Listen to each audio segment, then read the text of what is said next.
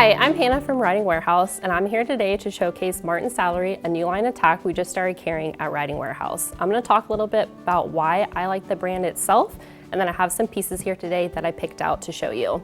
So to start off, Martin is really known for their exceptional quality of leather and hardware that they use for their products. So they're very durable, but they have that really nice, soft, broken-in feel as soon as you start using them, which is great, so there is no breaking in process. So to start off, I'm just going to show you a couple of the things that I really like from this line. We did bring in quite a few different types of headstalls.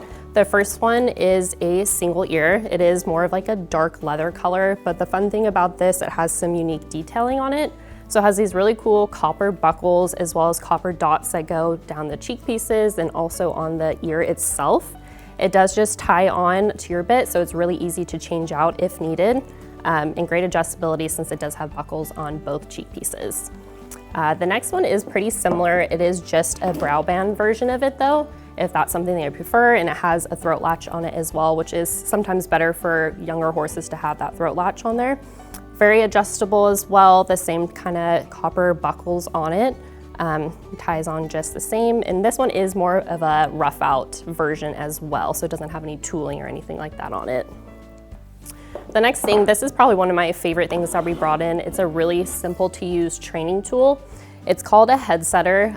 So the way that this works is you attach a tie down strap to this ring down here, which then clips underneath the D-ring on your saddle. And this really encourages proper head placement for your horse. So depending on how long that strap is, will depend on when this engages. So if your horse's head does start to get out of placement, this will kind of slide down here and engage where it puts pressure on their poll and their nose as well to get them to drop back down to where you want their head to be. As soon as it's in that proper position, this will release and there will be no more pressure. So it's really simple to use.